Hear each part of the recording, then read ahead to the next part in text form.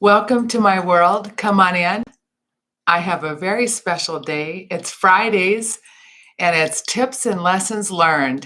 And today I am announcing another Club 33 member. Her name is Mrs. Fresonke. And come on in. We have something very special and she is rare. And I have a story to tell. Today was quite a day. I left the home and I thought, well, I'm going to go and give my very dear friends, my neighbors, a hug on their very difficult day. They were having an estate sale for their mother. And excuse me, my name is Colleen Liz Frost, and I am rare too. I have a 7 days live stream, and I am Coach Colleen, and I am like to welcome you to Fridays. It is Financial Day, and today it is tips and lessons learned. And I have neighbors who have lost their mother the same year I lost mine. And it wasn't just any mother. This mother happened to be one of my mother's most dearest friends. And I have to tell you about her. The best way to describe Mrs. Fresonke is the way my mother described someone very rare. She said, "Honey girl, true friends are like diamonds, beautiful and rare. False friends are like autumn leaves found everywhere." And she said I would know the difference. And Mrs. Fresonke was a diamond. And you always knew when mother needed to see her. She would say, "Honey girl, let's go grocery shopping." And it would be the eyebrows. And I always knew what that meant. It meant it was time to see Mrs. Fresonke. And there were so many trips. Our home is filled with her treasures. You see, she was right on the way to groceries. And she spent her life's joy was to go.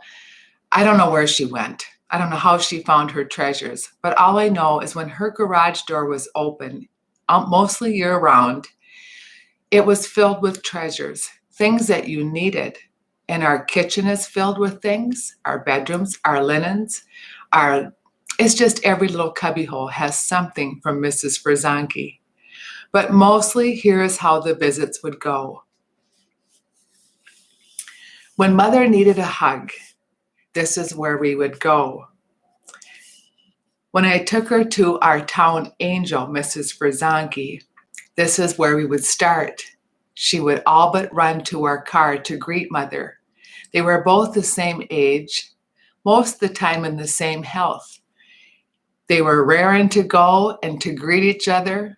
And once they did, let me tell you, my mother, when she would go to the doctor, she would say, the doctor would say, "How is everything?" "Oh, I am just fine."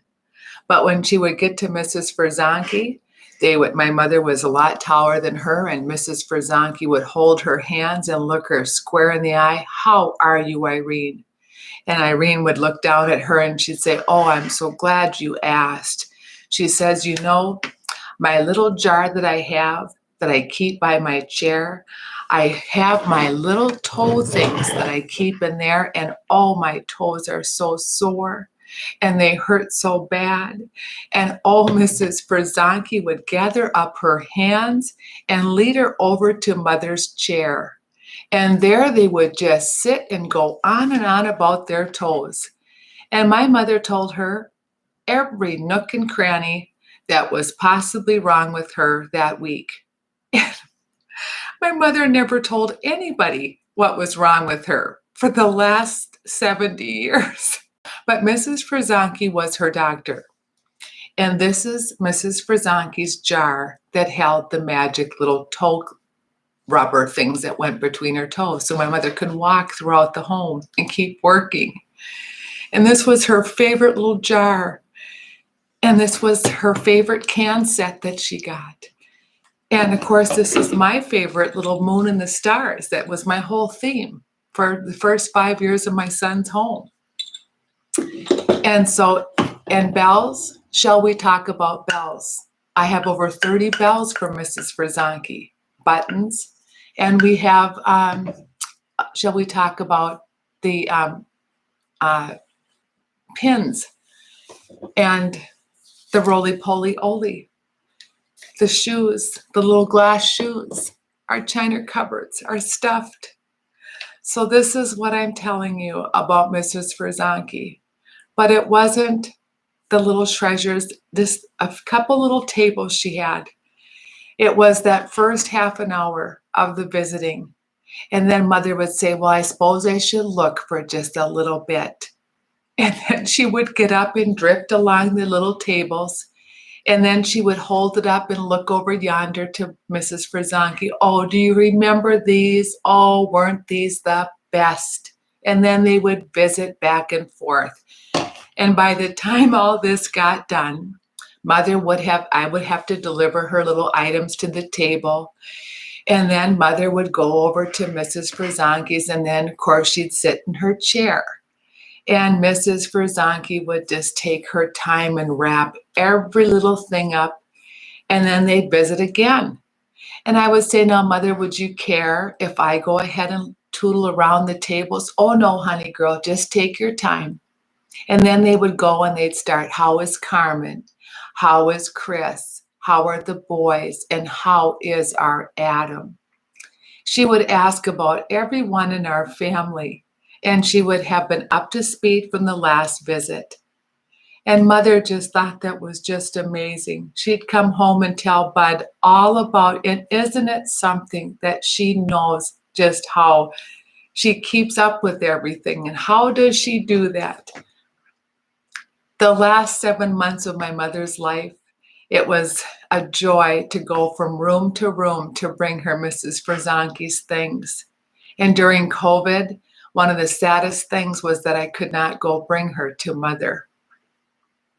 One of our best memories was when we had our anniversary party for Mother and Dad at my sister Carmen's house. The first person that came to the door was Mrs. Fresonke.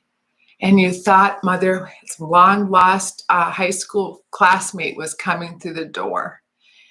So yeah, it was really something today. I wanted to go because I know how hard this last year has been for the kids. I have not seen my neighbors for almost 2 years, probably 3 years. And so I did go there today, and I saw 50 people, just like cows in a stanchion, just waiting for the doors to open. So here is my tip.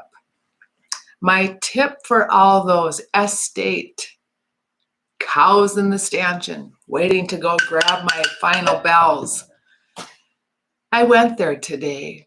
I went there to give her a hug because I have spent the last 10 months and 2 weeks and a day going through my mother's home cleaning. And I know how hard that was for them to have that estate sale, to touch and clean the final things because both their parents are gone. So when I saw them come through the door and I saw their tears and my tears met theirs, I hugged them and I fled to my car.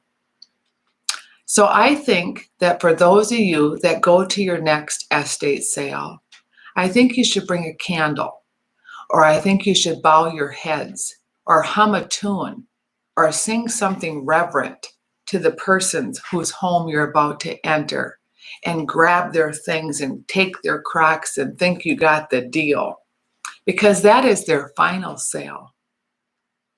That's their estate sale. So that's my tip for today. These are tender days for tender people. And I am a preservationist. And that's my mission here on my 7 days live streams. I'm going to have 7-day podcasts, and I hope to meet some rare people, places, and voices, but I have plenty to get to. And it was my dream to have been able to interview some of these rare people that have left us now.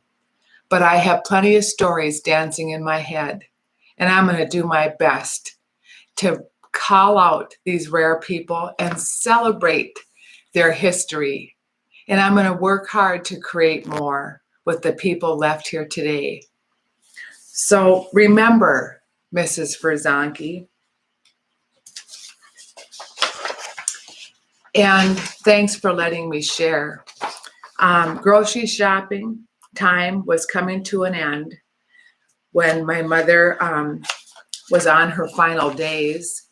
And today, when I saw all those people, I wanted to shout to the rafters to tell them, but I didn't. I bit my tongue and run. I hope when you carry out that piece of Mrs. Fresonke, that you are carrying out that angel. And she shined her light on all of us, and she knew us. She cared for us. She was our person, and she was rare. She is my Club 33 person in memory forever. So the next time all of you buy groceries and you stop in at that estate sale, hug that family member and let them know that you will treasure their treasures.